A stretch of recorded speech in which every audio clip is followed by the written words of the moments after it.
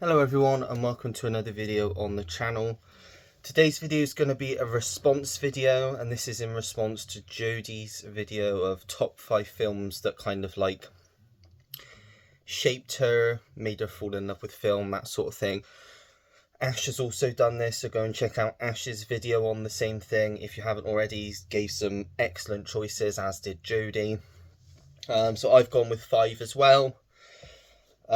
Just 5 ones that, I'll be honest, a lot of them are like childhood classics, so they're not like adult films. They are more older family sort of films, but it's because those were the films that I have the most memories with. The link between me loving film, sort of, and how many times I've watched them growing up, and what they mean to me. So that's the reason why I've chosen all of the ones that I have. Now, the first one is a film from 1971, so over 50 years ago now. And I have very vivid memories of watching this a lot growing up. I've read the book, which I also remember reading growing up, which was given to me when I was very young. Probably the reason why I love the film as much as I do as well. They did remake the film and it was awful. They've also done a prequel, which I quite enjoyed, came out a few years ago. But this is just a classic, and I don't know anyone that doesn't enjoy this film or hasn't grown up with this film, especially anyone around my age, because it is just a classic film, and it is, of course, the great Willy Wonka and the Chocolate Factory, starring the great Gene Wilder as Willy Wonka. Yeah, just really vivid, happy memories of watching this. It's just a very colourful film. It's very faithful to the book. Kind of felt like the book was coming to life, and as a kid, watching these kids going into this big like chocolate factory full of chocolate and sweets and all that, it was like heaven. Yeah, there's lots of memories that I have linked to this. I always used to get told that my nan, because she used to work in a chocolate factory, my mum and everyone would always used to tell me that she used to work with the Oompa Loompas. And yeah, that's why I just love the musical numbers that there are throughout this film, like Pure Imagination. Just the progression of the characters throughout the story and what happens to some of them is just, yeah, really, really fond memories of this one. Even as an adult now, anytime I put this one on, it always puts me in a really good mood, because it's just an escape for me. It always has been. And it's just a really, really great family magical sort of film, and obviously based on the Roald Dahl book, which, as I said, I've read, and I've read the sequel, which I'm honestly surprised they never did a sequel. The what was it, Glass Elevator, with Gene Wilder, because I'm not sure how successful this one was back in the day, but obviously it has become like a classic now. And yeah, the 4K on this one just looks excellent. Um, yeah, that's my first choice. Willy Wonka and the Chocolate Factory. Just have a quick drink.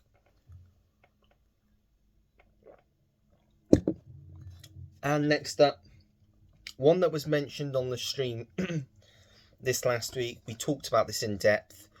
Jodie also has really fond memories of this. She was saying, I know Stuart really loves this film. Andy really loves this film as well.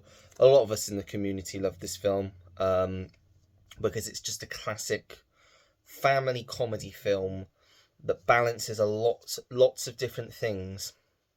And if you watch this at the right age, it really, really can hit you. It does, yeah, and it definitely hit me in the right way, and really shaped the way I loved films. And it's from, is it 93? Yeah, the 1993 comedy classic starring probably the best comedian of all time, in my opinion. Just never went wrong for me. It's Mrs. Doubtfire, starring the late great Robin Williams, Sally Field, Pierce Brosnan, music by Howard Shore, obviously directed by Chris Columbus. It is just, it's again much like Willy Wonka, but in a very different way. It's a magical film. It balances comedy with quite serious moments throughout the film, because obviously it's about divorce at the heart center of it, and being separated from your children, and how far you'll go to be able to spend as much quality time with your children and not miss any time with them growing up. Obviously there's some absolutely hilarious bits in this, some of the best practical comedy I've ever seen in film. But like I said, it manages to balance that with some really heartwarming moments, some heartbreaking moments, and just some really terrific acting from Robin Williams. It's not just, he doesn't just do comedy in this. He goes from comedy to like dramatic performance that has you bawling your eyes out, back to comedy, and it's just such a beautifully done film. Robin Williams is Mrs. Doubtfire. There is no one else that could play this role, in my opinion. If they were ever touched this film, I know they've done the musical, which is a bit different, I suppose, but if they ever tried to remake this film, there's no chance I'd ever be interested in seeing a remake for this film, because you couldn't capture what Robin Williams brought to the role of Mrs. Doubtfire. It's just, and for me personally, I watched this at a time where my parents were divorcing. I was very young, and that's when I kind of first found this film, and I kind of noticed sort of similarities. You can kind of connect with some of the elements of the story and what's happening with the children and how they're feeling, because as a child yourself, if you're watching this, it's easier to relate from their perspective. Yeah, it's just one of the best comedies ever made, one of my cherished film memories. I don't think I've spoken about this a lot in depth before, but I thought for this video, if we're really digging deep down to films that really defined my love for cinema and film, this had to be on the list, because it was the film that, when that was said in my head, this was the first film I thought of, because it's the film that I suppose I've watched probably more than most films. Yeah, anyway, my second pick is Mrs. Doubtfire. Another quick drink.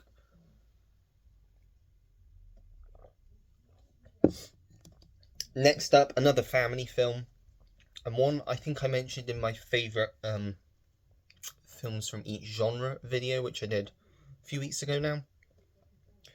But I'll kind of go over it again, just in case you missed it, and because it's important for this video as well. And that is, again, 1971, a Disney classic in my opinion, a very underrated Disney classic that I don't really tend to hear anyone talk about anymore, but it's one that I was shown a lot growing up and would be a go-to for me if I was to watch any Disney film, because it's just got that extra thing for me because of the amount of times I've watched it and how I feel about the film. And it is Bedknobs and Broomsticks, starring the excellent Angela Lansbury. You've also got David Tomlinson in this, who had just done, well, not just done, but he did Mary Poppins before this in, was that 60, was it 65 Mary Poppins? Something like that. 65 or 63, I think, I can't remember the exact year. 60s anyway, mid-60s. But if you don't know what this is about, I'll give you a brief story overview of it and tell you why I love it so much. So it's basically set during World War II, and it's about these three children, three siblings, that are evacuated to the coast, a small village on the coast, and put into the care of Miss Price, played by Angela Lansbury, who just so happens to be an apprentice witch, which the kids very soon learn. Obviously, with it being a family film, there's a lot of comedy in here. She's not the best because she is still learning, so some things do go wrong to start with, but she has a bed knob which she puts on the end of her bed. You could kind of see it lit up there, and when she basically puts a travelling spell on, and I think they twist it or something from memory, and it basically can travel them across, not just across the world, but into other fantastical worlds. They go to the Isle of Nambubu, where they meet, can't remember his name, I don't think he is on that cover. It's all animated, so they're live action and animated. Really clever how it's done for the early 70s.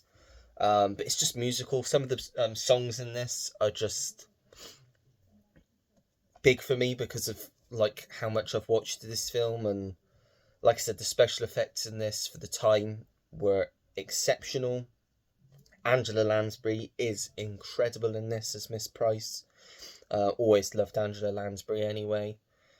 And yeah, it's just a really great Disney classic film that I hold very close, because of how many times I've watched this. I think I mentioned in my last video I mentioned about this. I've had it on all of the formats. I had a bootleg copy of the DVD for many years before I got this Blu-ray version, and before that I even had a VHS tape, which I think was at my nan's. So I've watched it on literally all of the formats, various different places. Just, yeah, it's just one. I need to give this a watch again because it's been a few years now since I last watched it, but just one of those that, again, like the last two, I have vivid memories of sitting and watching this and laughing all the way through. So yeah, Bedknobs and Broomsticks is my next pick.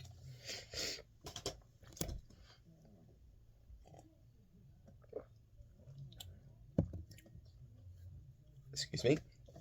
Next up, we have one that is not only, like these next two, are not only films that I have very dear memories of growing up. The next one's not specifically grown up. I was a bit older when I watched the last one. But they are some of my favourite films of all time, some of my favourite experiences watching a film. They open my eyes up to the possibilities of film and what film was. Again, furthered, like, especially this one, the magic of film, what film can do, where it can take you. And it's just a definition of a great film, in my opinion, and a film that is accessible to anyone. I mean, I will say, with any of these films that I've mentioned, I don't expect every single person on the planet to love these films as much as I do. Some people might not even have the same attachment to these films as I do and might not like them. I know for a fact there's some people that don't like this film or the next film I'm going to talk about, and that's absolutely fine. We all like our own different films. I'm not going to like everybody else's films. There's some films that people love that I just don't get, and that's the same for all of these picks that I've gone through. I don't expect everybody to absolutely love these films. These are films that just personally defined me in loving film and just left a message with me and left something in me after watching them. Not specifically like the last three, not for the first time, just because of the amount of times I watched it and the age that I watched them. Same with this one, is why I love them so much. And the next pick is an absolute classic, probably my favourite film. It's my favourite film from this director. I'd say I'd watch this at least every year, once a year. What year was it? It's 82, isn't it? Yeah, 1982's absolute sci-fi masterpiece from one of the best directors of all time. It's E.T. the Extraterrestrial by the excellent Steven Spielberg. Just such a magical film that really just transports you away, puts you through a lot of different emotions.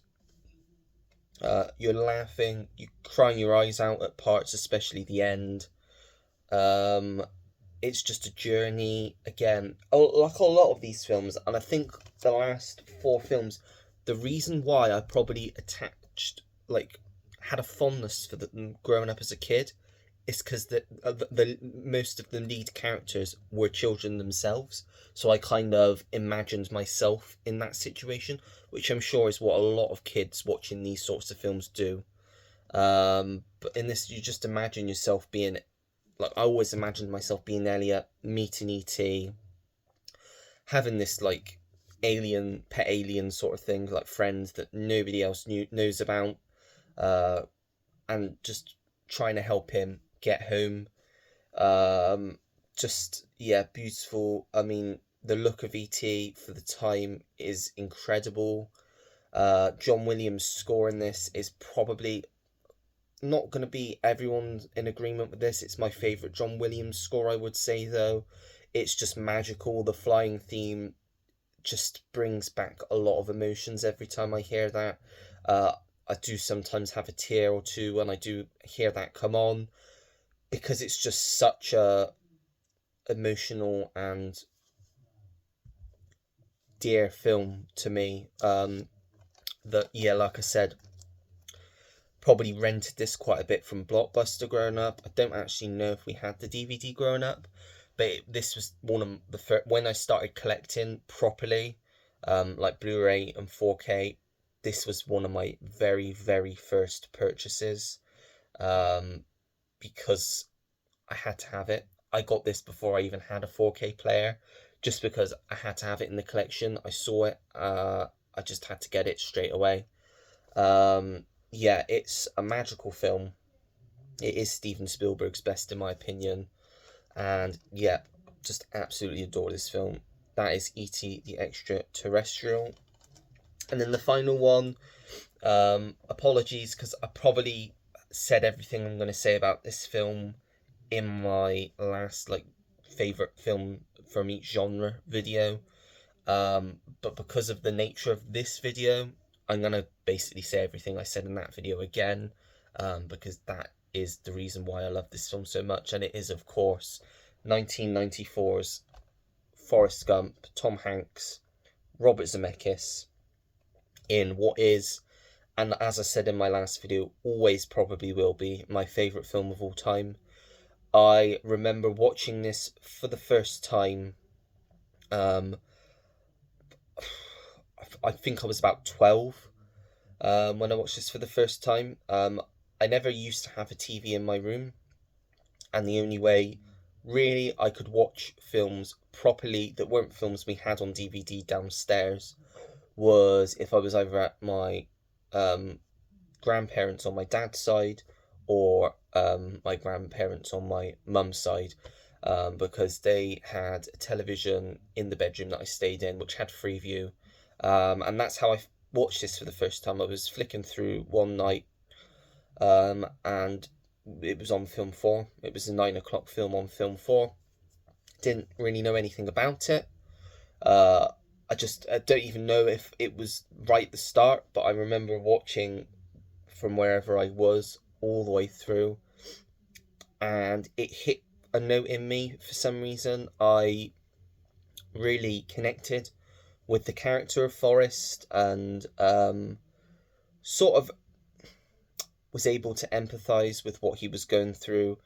At that point, I hadn't been diagnosed with Asperger's, so I didn't know why I felt so close to this character and why I understood this character so much. It wasn't until obviously later on when I was diagnosed, and then it obviously clicked when I went and watched it again when I was a bit older.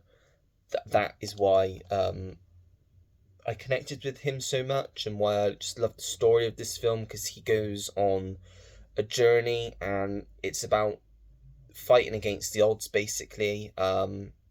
He's always underestimated throughout this film. Everybody kind of doesn't expect him to go as far as he does, and to be, not not successful, but as high-reaching as he does. He goes through a hell of a lot in this film, and it's, like I say, it's a story, it's a triumph, and I know people don't like this film. There's some people, I know Roy, I know Jodie, don't like this film at all. I'm not going to say I understand why, because for me, because I have that much of a deep love for this film, I just can't understand why anyone else wouldn't at least like the film, or accept it for its quality, just because it's got that much of a deep connection to me. But as I've said before, just because I love this film doesn't mean everybody else has to, because all film is subjective. What's the saying? One man's trash is another man's gold, or something like that, which is true for anything in life, really. Well, not anything, but you know what I mean. But this film is just, yeah, it hits on every level every time I watch it, and I always pick up on different things every time I watch it, which is remarkable considering how many times I've watched it now. But there are always little things that I pick up on every time I go back and watch this film. The score by Alan Silvestri is just a classic score. The feather theme, yeah, it's just my favourite film of all time. I'm not going to drone on anymore because you've probably heard enough of me talking about Forrest Gump over the last few weeks. But yeah, Forrest Gump is my final pick for films that made me love film. And that's it. I'm not going to babble on any longer. Keep it nice, tight, concise, about the same length as Ashes, I believe. Let me know your thoughts on these films down below. Obviously, if I already know your thoughts, Roy, Jodie, you about like Forrest Gump or any of the others, you don't need to mention that. But if there are any films in there that you also really connect to as films that really lit something in you for your love of film, or if you just want to leave your list down below, please feel free to do so. Thank you, Jodie, for starting this. I know you didn't start it as a response video, but it's kind of started to become that. So thank you for doing that, because it's been a really good video. Therapeutic in a way to talk about these films at length and why I love them. But yeah, that's it for this video. If you liked it, make sure to give it a thumbs up. Subscribe if you want to see more videos like this. Turn your notification bell on so you know when I have a new video uploaded to the channel. Comment down below anything and everything. As you know, I always take the time to get back to anyone that leaves me a comment, because I really do appreciate it. And that is it. So until next time, everyone, take care. Goodbye.